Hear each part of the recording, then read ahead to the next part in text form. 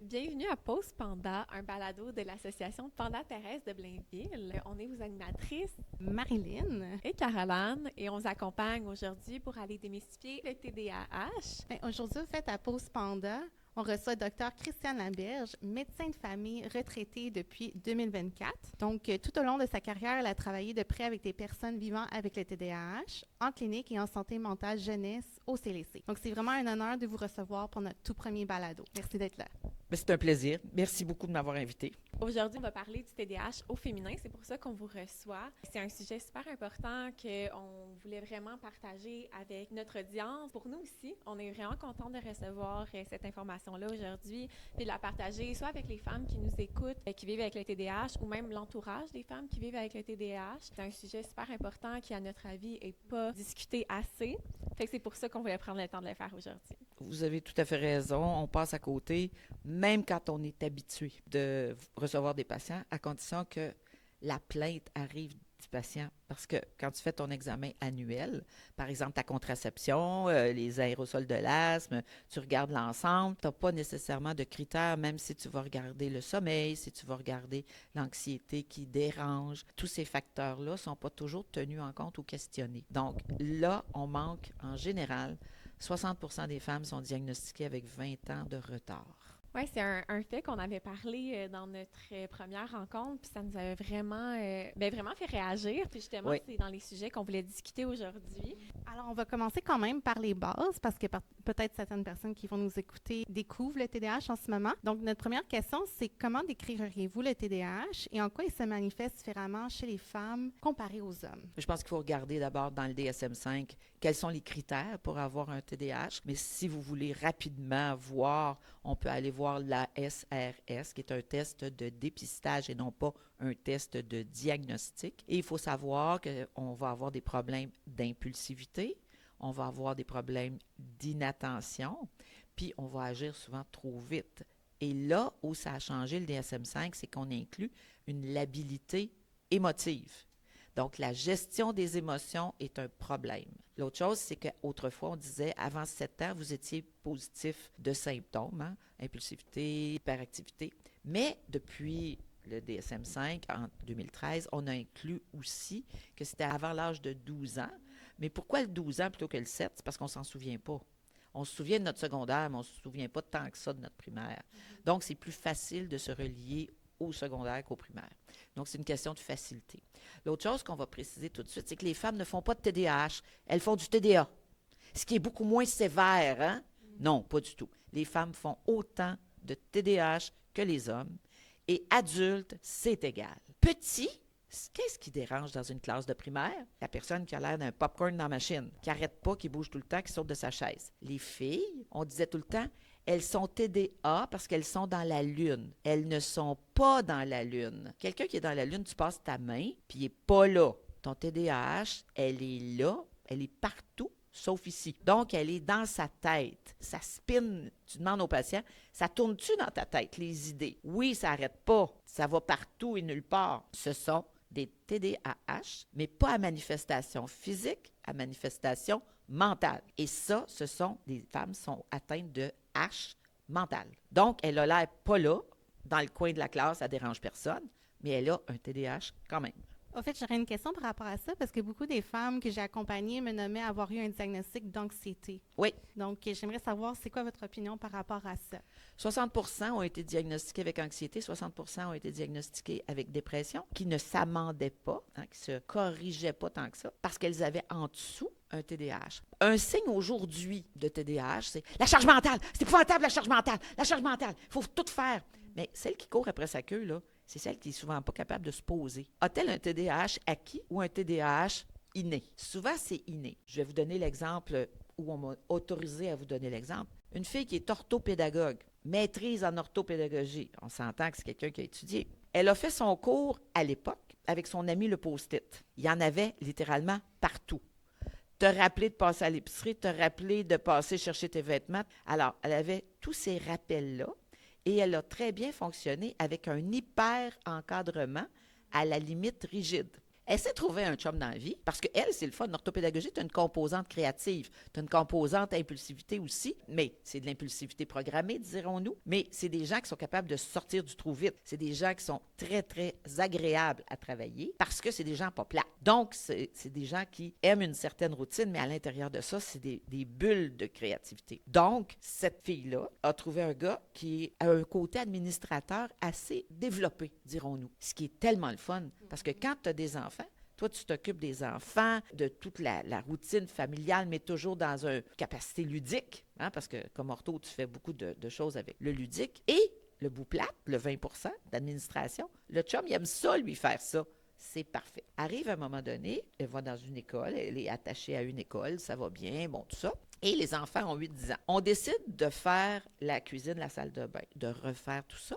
Alors, on choisit l'été, là, tout est programmé, tout est organisé, on s'en va au chalet pour l'été, puis on revient au mois de septembre, fin août, début septembre, puis on habite nos nouveaux lieux. Tout va bien jusque-là, tout est planifié. Et en décembre, on se rend compte qu'il y a un petit peu d'eau à base de...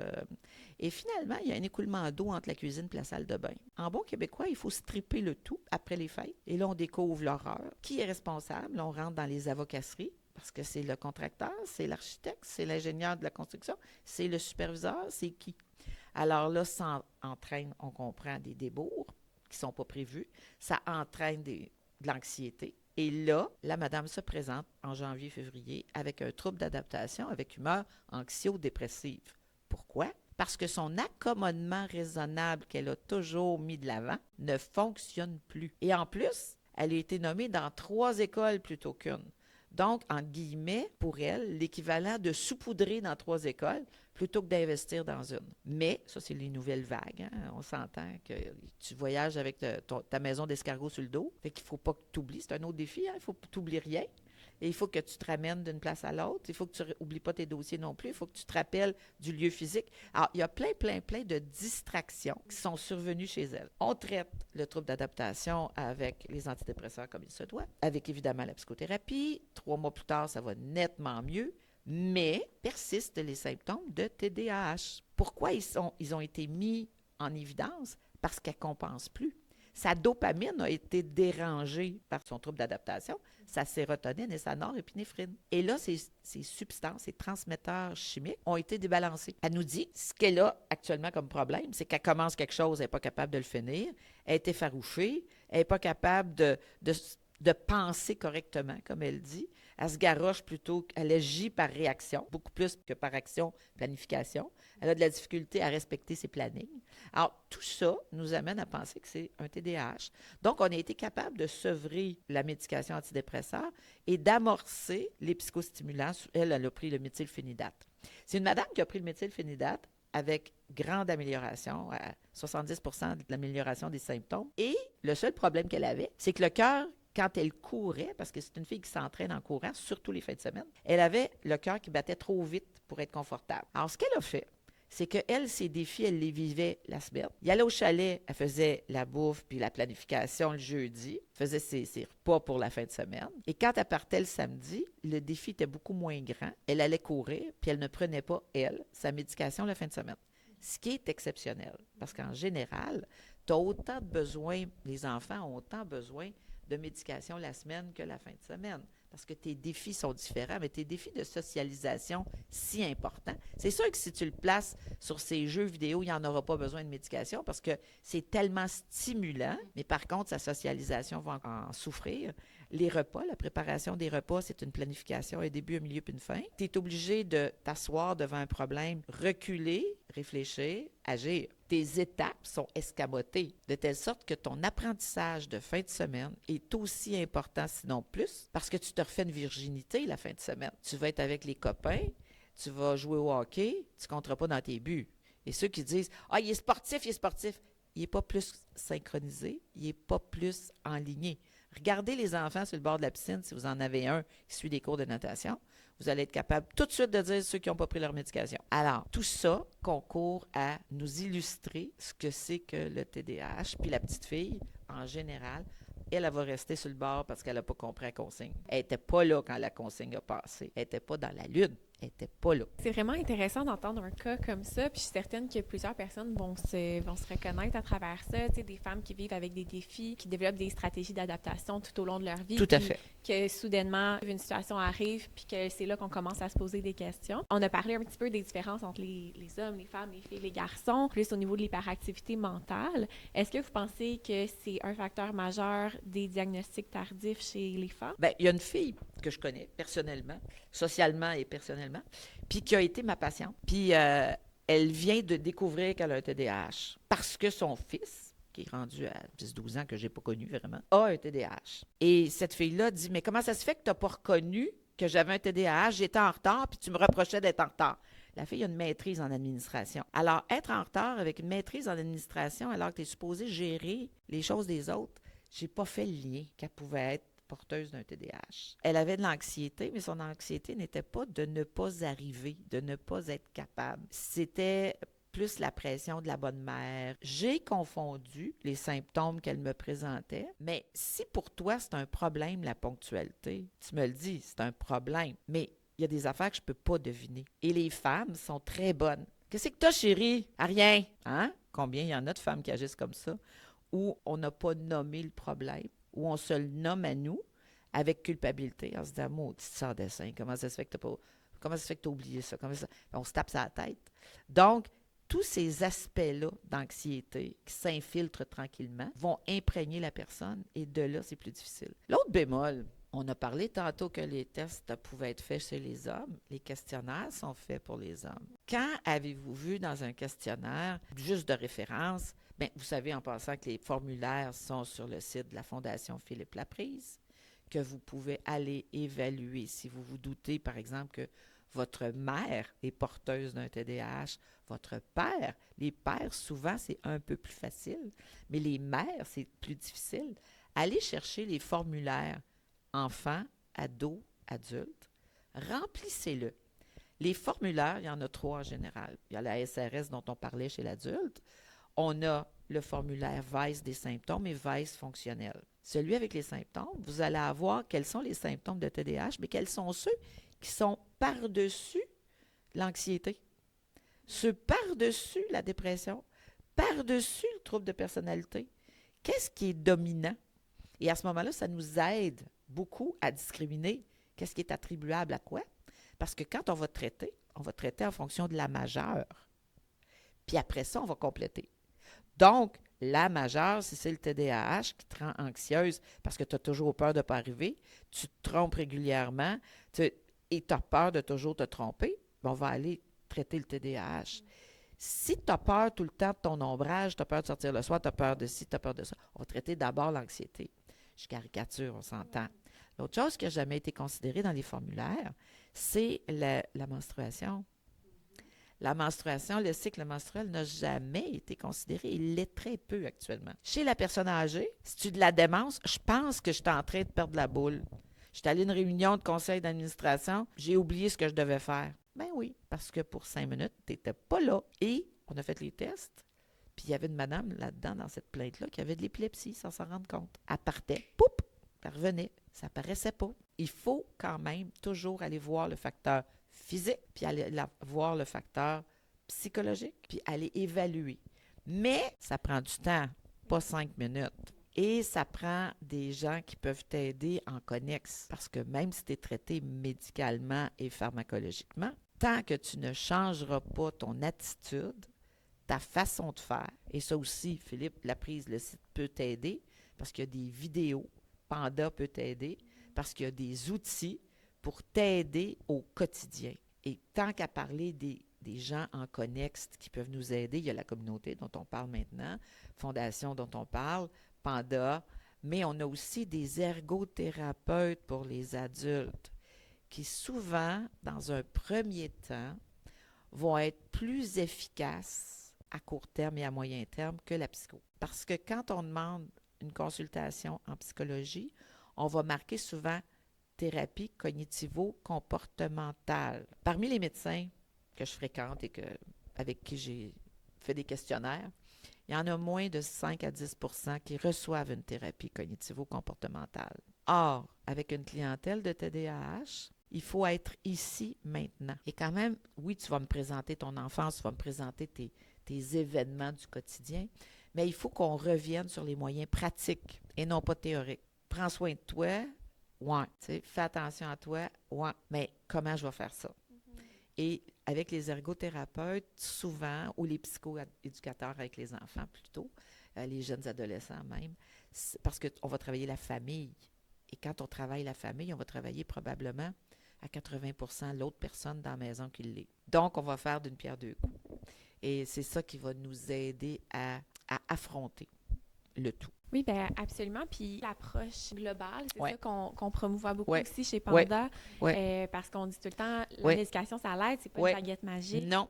Il y a beaucoup de choses à mettre en place Oui. autour. Fait que c'est super important. Puis pour nous ramener un petit peu à nos femmes, vous avez nommé un point important tantôt. Les femmes vont mettre un masque, cacher les symptômes. Se mettre de la pression. Oui, c'est ça. Beaucoup, beaucoup, Puis beaucoup. il y a tout ce phénomène-là social de justement se mettre une barrière, cacher les symptômes, masquer les manifestations du TDAH. Est-ce que ça peut être un autre facteur du diagnostic tardif? Bien, c'est encouragé aussi par certains docteurs qui disent, bien, tu peux pas avoir un TDAH, tu es allé à l'université. Voyons, tu es même trop intelligente pour avoir ça. Ce qui est tout à fait fou. Et ce qui est triste, par exemple, c'est qu'on sait que tu as 2 ans de moins de scolarité que ne le permettrait ton quotient intellectuel, en moyenne. Parce que ça demande beaucoup de détermination, ça demande beaucoup plus d'organisation. Plus tu vas dans la scolarité élevée, ça demande de l'autogestion. 10% à l'Université de Washington des étudiants ne complètent pas leur doctorat ou leur maîtrise parce qu'il faut qu'ils déposent leur thèse par procrastination. Et quel est le problème numéro 1 des TDAH adultes? La procrastination. Pourquoi? Parce qu'on veut être dans le plaisir, puis il y a les obligations qu'on peut tasser pour un certain temps. Ils ont diminué ça en mettant des coachs d'équipe où, lundi matin, tu remets ton chapitre numéro 1, c'est pas négociable. Et là, cette pression-là, cette organisation-là a été très positive dans ce coaching-là, cette aide-là, ces échéances-là. Chez les enfants, on dit diviser les tâches. Bien, chez les adultes aussi. Alors, 10% de pertes de doctorants et de maîtrise qui se sont rendus jusqu'au bout par procrastination alors qu'ils ont le potentiel. On parle beaucoup aussi des motivations extrinsèques chez Ouais. les gens qui ont un TDAH, Ouais. que c'est plus facile Ouais. que Ouais. les motivations intrinsèques. Bien sûr. Fait que j'imagine que Bien sûr. cette petite motivation-là de plus que les étudiants avaient, ça a dû beaucoup aider puis beaucoup impacter. Puis il faut que tu te donnes des bonbons, tout le temps. Si tu ne te donnes pas de bonbons, un peu comme nos fumeuses actuelles, qui sont souvent porteuses de TDAH, parce qu'on s'entend que la cigarette, ça stimule la dopamine. Les femmes ne fument pas du tout avec le même profil que les hommes. Et souvent, la fille n'a pas respiré pendant 4 heures parce qu'elle était sur une tâche. Là, elle s'en va se récompenser en fumant. Elle va respirer pour la première fois profondément depuis 4 heures. Sa chum, il dit « Hey, vite, ta Francine, on a une urgence. » Elle rentre, elle est correcte. Puis là, elle a besoin de se récompenser. Le gars, lui, c'est systématique, souvent. Le gars classique, là, le fumeur classique, lui, il y pense là, aux 3 quarts d'heure. Ça revient aux 3 quarts d'heure. Des fois, il ne pourra pas y aller, mais il va y penser, puis il aurait le goût aux 3 quarts d'heure. Puis là, à ce moment-là, il va sortir, il va fumer sa cigarette au complet. Puis en général, de fumer 3 puffs en urgence, il ne fumera pas de la même façon. Il ne respirera pas jusqu'au fond. Oh! Comme la fille va le faire. Je sais, c'est caricatural, mais quand on regarde, il y a beaucoup de filles, de personnes qui ont des TDAH actuellement et que ça répond par la cigarette. J'aimerais aussi reparler de quelque chose que vous avez nommé tantôt qui est vraiment intéressant et que j'entends beaucoup chez les femmes qu'on accompagne ici, l'impact du cycle menstruel et des Absolument. hormones sur les symptômes. Absolument, les hormones ont un énorme impact. D'abord, il faut savoir que dans la phase, tu sais, c'est très drôle. Les Chinois, les Asiatiques, ils mettent ça en 4 phases, la période menstruelle. La première phase, c'est la phase de printemps. Après les menstruations, tu as fait ton nettoyage, on est rendu au printemps. Donc, tu as une énergie extrovertie. Tu es en train de multiplier tes cellules utérines. Tu es en train de former ton système. À l'ovulation, y a-tu quelqu'un qui se plaint que tu veux violer ton chum tellement la libido est montée? Pas en tout. Parce que dans la phase d'été, c'est là où tu vas avoir ton ovulation. Donc, tu as une énergie extrovertie. La troisième phase, c'est l'automne. Qu'est-ce que tu fais à l'automne? Tu fais du cocooning un peu. Tu commences à rentrer tes affaires. Tu fais ton ménage, tu rentres à l'intérieur de toi. Tu ne multiplies plus tes cellules. Tu les gorges. Et en hiver, L'hiver, c'est le ciel bleu clair, la branche dénudée bien formée, la neige blanc immaculée, et c'est la période d'introversion. Et c'est là que tu vas dire aux enfants, là, je suis tannée d'en rentrer dans la maison, puis me barrer les pieds dans les souliers, puis là, je vous le dis, là, je suis tannée, je suis tannée, je suis tannée. Et dans cette phase-là, on a une dopamine qui baisse. Tu as moins de plaisir. Puis quand tu as des choses à régler, tu vas roter ton sur, tu vas radoter. Alors que ce qu'il faut faire, c'est de régler une fois pour toutes. Donc, tu le sais que tu vas avoir ta semaine prémenstruelle, ton 5 jours prémenstruel, où tu vas avoir besoin de dopamine. Prévois de te donner du plaisir autre qu'avec la barre de chocolat puis les patates frites. Parce que souvent, on va manger plus de camelotes dans ce temps-là pour se récompenser. On le sait qu'on va vouloir se récompenser. C'est-tu planifiable, ça? Ben oui. Donc, on peut prévoir de voir des amis dans ce temps-là, mais en général, on n'a pas le goût de sortir parce qu'on est sur soi-même.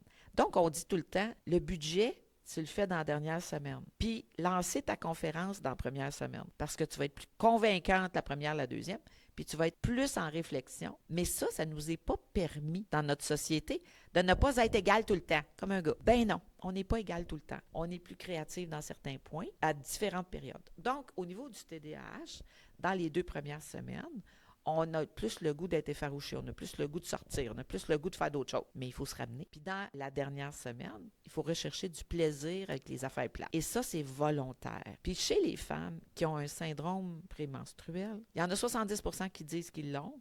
Mais dans les faits, la dysphorie cyclique, celles qui en sont handicapées, c'est autour de 10 à 15%. Donc, il y a des variations que nous-mêmes devons accepter. On est fait de même. Quand on est rendu à 39e semaine de grossesse, on a toute l'air des baleines. On marche toutes comme des pingouins. Tu sais, on ne peut pas demander à la nature d'être différente. On peut composer avec, mais on ne peut pas la changer de façon diamétralement opposée à ce qu'on est. Et on nous a appris à être des hommes physiologiques, mais on ne l'est pas. Par contre, il y a des filles qu'on peut aider en donnant des hormones, en évitant les grands swings. Si, par exemple, on donne une contraception en continu, sans menstruation, on va avoir la même dose d'hormones tous les jours avec les pilules, puis on va avoir des petites variations avec nos propres hormones. En général, on va essayer de canaliser l'hormonothérapie pour ne pas avoir de tort, mais avoir le maximum de bénéfices. Certaines filles auront juste des progestatifs sous forme, par exemple, de stérilet, avec progestatif, qui est très, très, très populaire chez les porteuses de TDAH. Parce que la porteuse de TDAH a plus souvent que d'autres filles des grossesses à l'adolescence. 38% de grossesses adolescentes, 4% chez les autres.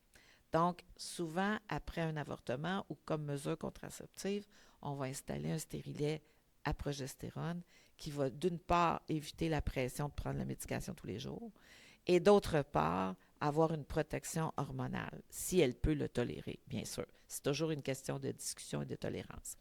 Alors, ça aussi, les ITSS sont plus fréquents parce que tu oublies d'apporter tes condoms puis tu n'avais pas pensé avoir une relation ce soir-là.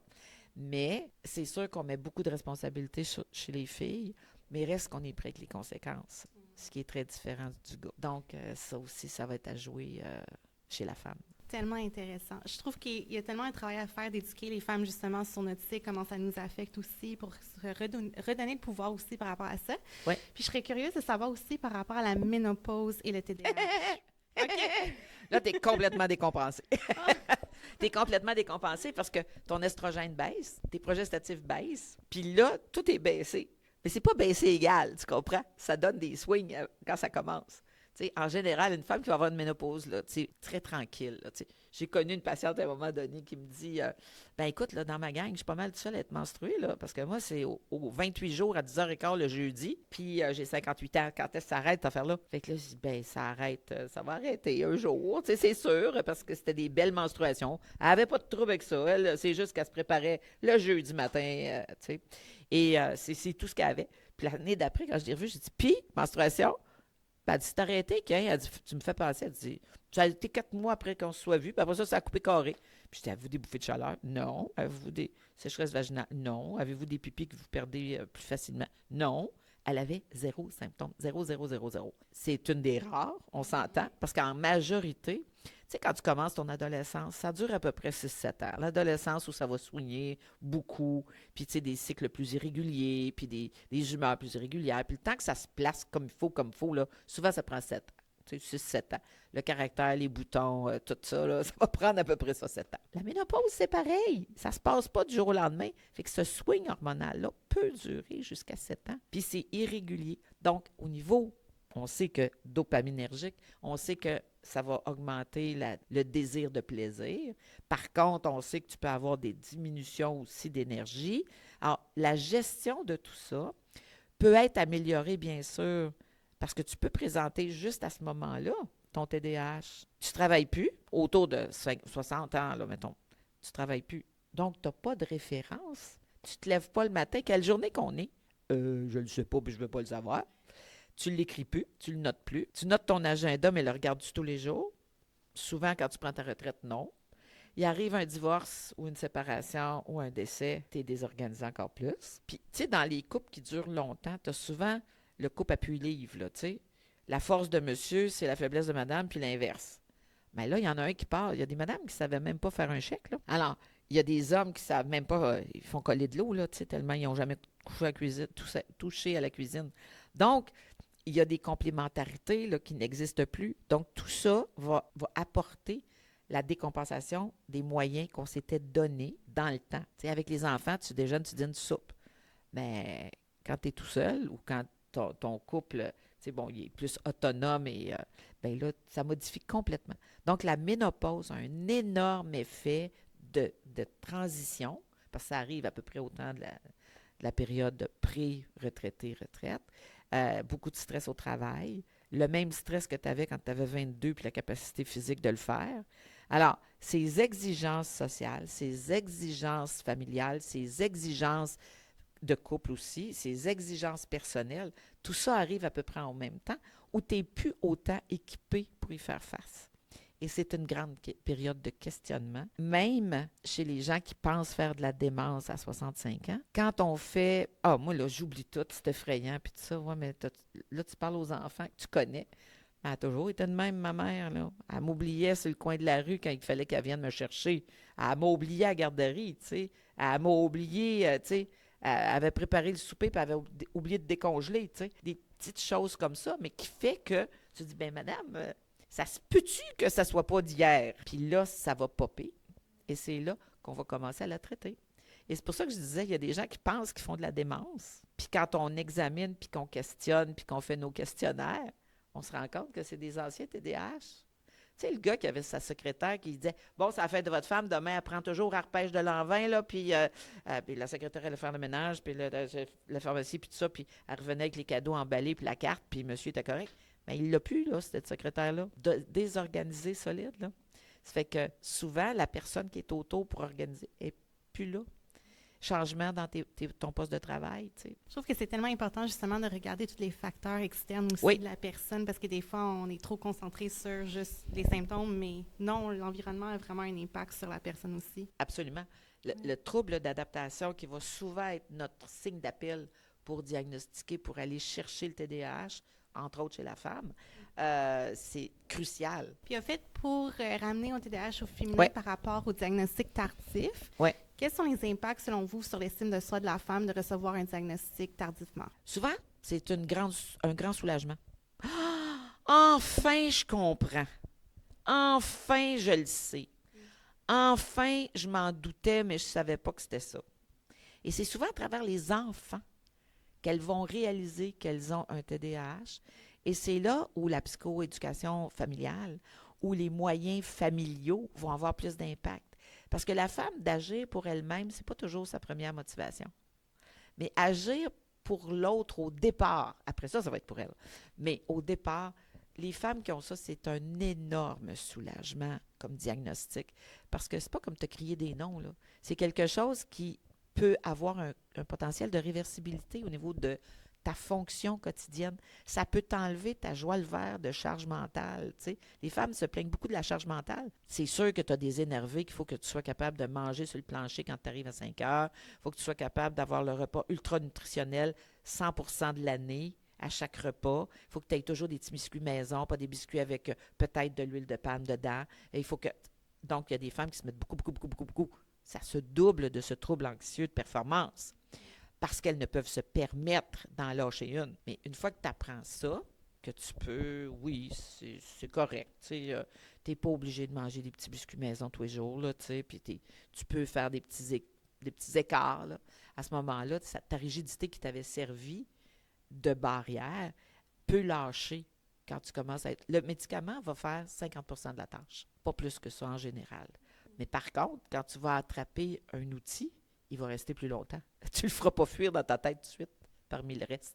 Donc, il va avoir moins de charge, mais plus d'efficacité. On a parlé beaucoup justement des défis qui venaient avec les phases différentes Oui. de la vie. Oui. J'ai l'impression que les femmes ont davantage de défis à ce niveau-là parce que oui, viennent les phases de la vie avec la retraite, la charge mentale, les enfants. On a parlé des hormones, donc tout au niveau des fluctuations des hormones, la puberté, Oui. les menstruations, La phase de reproduction. grossesse, Oui.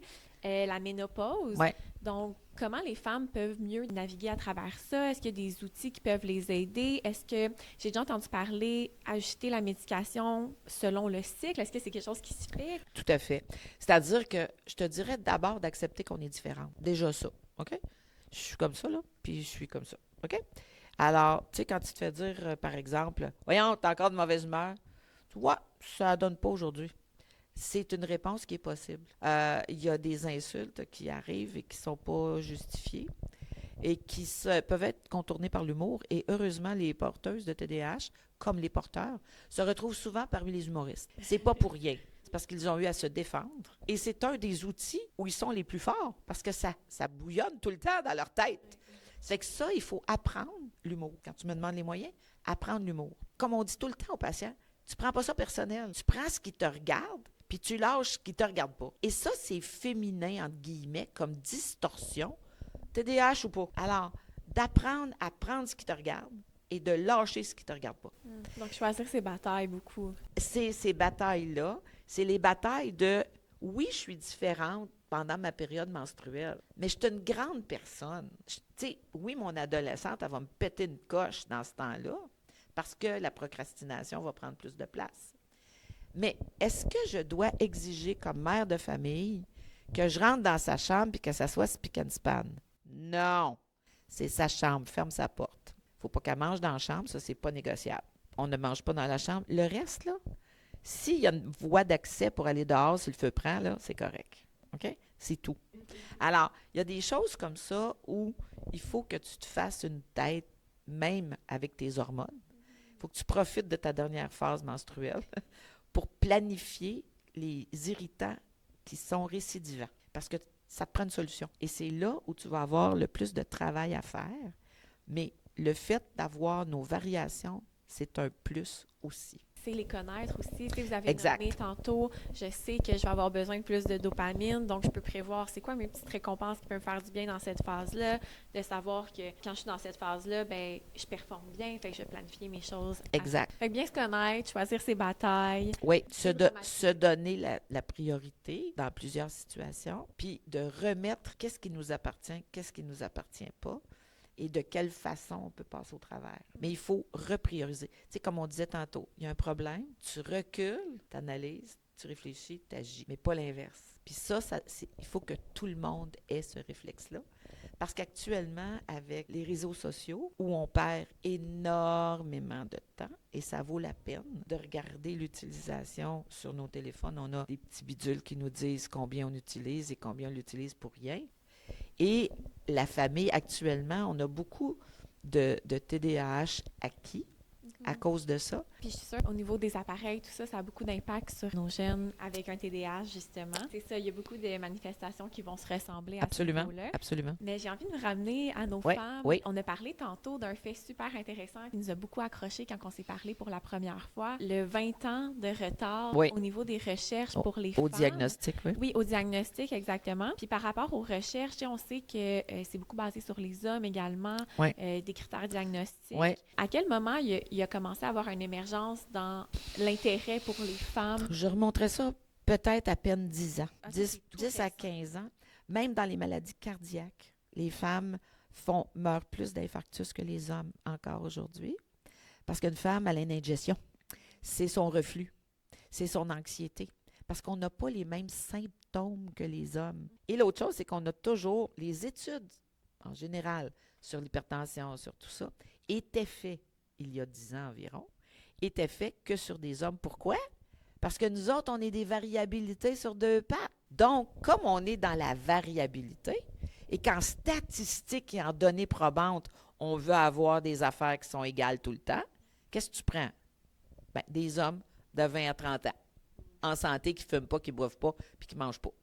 Alors, on a des exemples comme ça. Quand on suit des grosses cohortes, là, on peut en avoir plus. Donc, qu'est-ce que vous nommez? Est-ce que vous pensez que ce serait intéressant d'avoir un test diagnostique pour les hommes et les femmes Bien par sûr, rapport au TDAH? bien sûr. Oui, hein? Bien sûr que tu aies des questions spécifiques féminines. Mhm. Ça, c'est clair. Puis même chez la personne âgée. Comme je te disais tantôt, il y a des gens qui pensent qu'ils font de la démence. Puis quand tu fais tes tests de démence, puis tu fais tes tests de TDAH, aïe aïe. Puis il y a des gens plus âgés qui commencent à prendre la médication, comme je t'expliquais tantôt, à cause de la désorganisation. C'est clair qu'on commence jamais par la médication. À moins d'exception, on ne commence pas par la médication. On commence par les moyens non pharmacologiques. Tu sais, quelqu'un qui te dit carrément, ben moi, je suis mon écran, là, jusqu'à 2 heures du matin, je ne m'endors pas, là, tu sais, fait que tu dis, ben garde, on va commencer par les choses simples, là. Commence par dormir. Ouais, mais j'ai toujours eu de la misère à dormir. Ah oui, quand tu étais petit, tu avais de la misère à dormir. Ben non, quand j'étais petit, non. Quand tu étais ado, tu ne dormais pas ton 12 heures les fins de semaine. Ah ben oui, tu sais. Puis avant que tu aies les enfants, dormais-tu? Ah oui. Fait que tu peux penser que ce n'est pas un cas d'insomnie primaire, c'est une insomnie secondaire. Fait que si tu ne dors pas, tu ne penses pas droit. Tout le monde a vécu avec des otites d'enfants, puis le lendemain, tu es tout croche. Ça fait que juste ça, ça peut être un facteur. Avoir une hygiène de vie, c'est juste ça, d'aller prendre une marche de 10 minutes le midi, ça peut juste être ça, ça va te blanchir l'écran, puis après ça, tu repars sur une cire vierge, tu sais. Alors, il y a plein d'outils qu'on peut utiliser comme individu. Le docteur Annick Vincent, qui est psychiatre et qui travaille avec la Fondation Philippe Laprise, elle a écrit un livre qui s'appelle « Mon cerveau a besoin de focus ». Parce que tu sais qu'elle avait, pour les gens qui font un TDAH enfant, c'était « Mon cerveau a besoin de lunettes ». Puis pour les ados adultes, c'était « Mon cerveau a encore besoin de lunettes ».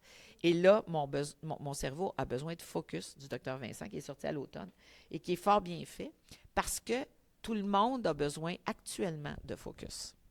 Alors, c'est bon pour tout le monde, mais entre autres, les gens aux prises avec des difficultés d'impulsivité, d'hyperactivité. Et ça, c'est important aussi. Donc, c'est important de se prendre en main, tout le monde, pour se donner un cadre souple, compréhensif, surtout pour les femmes. Parce que les femmes ont plus de difficultés, même avec la grossesse dont on parlait tantôt. Tu es très hormonée, également hormonée, mais tu n'es pas toi-même. Tu n'es pas vraiment toi-même. Donc, il faut composer avec ça. Tu sais, les derniers mois de grossesse, là, où les femmes en voiture sont inattentives, c'est fréquent. Tu as un petit bébé naissant, tu es inattentive. Tu as la vigilance, le radar est ouvert pour le bébé. Alors, tu n'es pas réceptive nécessairement aux autres informations. C'est très difficile. Et aussi, on est dans une société individualisée et individualiste. Moi, c'est pas pareil. Ben oui, il y a des gangs qui sont pas mal pareils. Donc, il y a des événements comme le TDAH qui ont des points communs où on peut aller voir. Puis la force du groupe, c'est ça qui va donner un impact. Mais tant qu'on va fonctionner tout seul, puis ça, c'est les filles ont tendance à fonctionner toutes seules parce que pour plusieurs, le fait qu'elles aient été diagnostiquées anxieuses ou dépressives ou tout ça, bien, ça leur donne une stigmatisation qui fait que quand elles arrivent au TDAH pour expliquer une grande partie de leurs symptômes, bien, elles se disent encore un autre diagnostic. Donc, un peu comme les TPL, tu sais, les troubles de personnalité limite. Actuellement, chez une femme qui va aller consulter en psychiatrie, quand on a nos patientes avec TDAH qui vont consulter, le TPL, je te dirais que c'est le premier diagnostic. Mais, il y a des modulations. Quand ta mère était celle qui était porteuse du TDAH, que vous êtes 4 enfants de 4 pères différents, mais qu'il n'y en a pas un à la maison, quand vous avez déménagé à peu près aux années, sinon plus, quand vous avez des sets de grands-parents, mais qui ne restent pas longtemps, vous avez un environnement instable, est-ce que toi, tu peux vivre de l'instabilité et avoir de difficultés à t'attacher? Ben oui. Est-ce que c'est primaire ou secondaire? C'est souvent secondaire, c'est pas primaire. Donc, il y a des choses à aller chercher, puis il y a des thérapies à aller chercher. Tu sais, la thérapie du trouble de personnalité limite, c'est une thérapie de groupe. Parce que tout seul, tu n'en as pas de problème. C'est dès que tu rentres en relation, et ton meilleur laboratoire, c'est ton groupe. Mais les gens sont axés vers les thérapies individuelles. Alors, il y a plein de choses, tu sais, au niveau du TDAH, des groupes comme Panda, c'est des thérapies de groupe. Bien, c'est des thérapies, c'est des moyens de groupe, de telle sorte que la solidarité, l'entraide, la légèreté de la prise en charge, c'est ressenti malgré les difficultés qui sont exprimées. Bon, on en vient à bout ensemble. Et j'adore aussi le fait d'avoir des groupes parce qu'on peut vraiment apprendre à mieux se connaître Absolument. au travers des autres aussi, ou même juste se rassurer par rapport au fait que je suis pas seule. Oui, Mes groupes de parents, c'est souvent ça. Oui. C'est comme, je n'étais pas seule, c'est pas moi. exactement, Oui. exactement. Ça fait du bien. Les groupes d'allaitement, c'est la même chose, là. Je suis sortie, puis j'ai oublié que j'avais un bébé. Ben oui, c'est sûr, ça arrive à tout le monde. Et c'est normal, la meilleure des mères, là. Mais c'est très déculpabilisant de dire « Hey, je suis juste comme les autres. » Et en fait, j'aurais une question par rapport à une femme qui a un TDAH qui est enceinte. Oui. Est-ce qu'elle serait plus à risque d'avoir une dépression postpartum? A priori, non, mais la belle pogne, elle continue-tu sa médication pendant la grossesse? Ça, c'est une grande question. Aujourd'hui, une femme qui est... Bon, je te donne un exemple très pratico-pratique. La fille a déjà eu des problèmes de psychostimulants non socialement acceptables. OK? Genre coke. Et cette fille-là, quand elle ne prend pas sa médication, son impulsivité n'est pas contrôlée du tout. Et elle sait que quand elle a oublié sa médication puis qu'elle a un party, elle est beaucoup plus vulnérable, bien qu'elle ne consomme pas. Bon, en général, elle ne consomme pas. On va mettre ça de même, en général. Sauf que si tu enlèves sa médication pendant sa grossesse, quel est le risque qu'elle consomme? Il est très élevé parce que tu as beaucoup de tâches enceintes, tu as beaucoup d'obligations, en plus de ton travail quotidien. Alors, elle, on l'a gardée sous médication tout le temps. C'est sûr qu'on essaie de donner la dose minimum efficace. On va redoser, mais elle a pris une médication tout le long parce que son risque d'avoir l'utilisation dangereuse de substances était plus élevé que de ne pas en prendre. Par contre, celle qui est atteinte modérément, mais par exemple, qui a un congé préventif puis qui s'en va chez elle à la maison, puis qui est capable d'aller prendre ses marches, puis qui est capable de moduler, puis qui est capable, on est capable avec elle d'organiser modérément sa journée pour que ça soit agréable pas mal tout le temps, puis elle est juste 5e maladie positive, négative. Alors, elle, on est capable de moduler ses obligations, ses défis avec la prise ou non de médication. Fait qu'on va essayer de ne pas donner de médication, mais de moduler son quotidien. Puis c'est ça notre gros problème. C'est qu'il faut motiver les docteurs actuellement à prendre des patients qui sont porteurs de TDAH dans leur clientèle, de considérer ça comme une pastille rouge et non pas une pastille verte parce qu'ils sont jeunes. C'est un problème complexe avec des impacts complexes, sachant que la survie est de 12,7 années inférieure à la moyenne parce que notre porteur de TDAH se met plus facilement en danger. Alors, ça a un impact social important, un impact personnel, surtout pour les femmes. Et c'est pour ça qu'il faut y voir et que les docteurs acceptent de composer avec cette problématique, qu'ils la connaissent, qu'ils posent le diagnostic, qu'ils effectuent le traitement et qu'ils suivent le patient. Et ça, c'est primordial. Au fait, ma question à vous, ça serait, est-ce que vous auriez aussi des recommandations, des suggestions pour ceux qui gravitent autour d'une femme qui a un TDAH? Bien, d'avoir les mêmes informations. d'aller chercher les mêmes informations, les mêmes questionnaires et qu'eux peuvent donner un regard documenté. Et non pas, me semble qu'elle va mieux. Non, j'ai remarqué que. Et l'autre chose, c'est qu'on sait que nos porteurs de TDAH ont besoin de dopamine, ont besoin de nourrir leur dopamine, d'avoir un renforcement positif. Donc, on parlait de bonbons tantôt qu'on doit se donner. On doit recevoir des bonbons aussi. Donc, hey, j'ai remarqué que, écoute, l'entrée, là, ton moyen de mettre le sac vert avec les souliers qui traînent dans l'allée, là, c'était très efficace. Félicitations de l'avoir mis en place. Alors, ça, c'est un renforcement positif du conjoint, du plus vieux. Tu as raison, maman, c'était casse-gueule. Et ça, ces renforcements-là, ça doit être donné aux gens qui sont porteurs et à tout le monde, mais surtout à nos porteurs de TDAH parce que la dopamine, c'est notre ami. Donc, au fait, on aimerait savoir pour la fin, quel message d'espoir aimeriez-vous transmettre à tous celles qui nous écoutent aujourd'hui et qui se reconnaissent? Celles qui se reconnaissent, cognez aux portes, cognez aux portes, cognez aux portes. C'est comme les enfants qui ont dit quand vous êtes victime d'abus, et je considère que c'en est un, cognez aux portes jusqu'à ce que la porte ouvre. Parce que c'est important de vous faire recevoir, c'est important de vous faire diagnostiquer et c'est important de vous faire traiter et le mieux, c'est de vous faire suivre parce que ça, c'est le défi. Alors, n'hésitez pas, allez voir les sites, allez voir les gens qui connaissent ça, qui peuvent vous mettre sur les pistes des outils non pharmacologiques, les lectures que vous pouvez faire, les vidéos que vous pouvez voir parce qu'on sait qu'en fin de journée, on est fatigué, on n'a pas le goût de lire. Donc, comme vous autres, comme la Fondation Philippe Laprise, vous allez avoir des vidéos pas longues, puis vous allez être capable d'écouter. Puis là, vous allez avoir un balado. Et je sais que nos porteurs de TDAH aiment beaucoup les balados parce qu'on le fait en faisant d'autres choses qu'ils font d'habitude dans la vie. Faire quelque chose en faisant d'autres choses. Donc, effectivement, on espère que ce sera un bon moyen pour rejoindre la clientèle et que cette clientèle revendique leurs besoins et leurs désirs de changer leur situation. Un énorme merci pour votre présence aujourd'hui, votre expertise. Ça a été vraiment intéressant. Puis j'espère qu'il y a des femmes ou l'entourage de certaines femmes qui peuvent se reconnaître.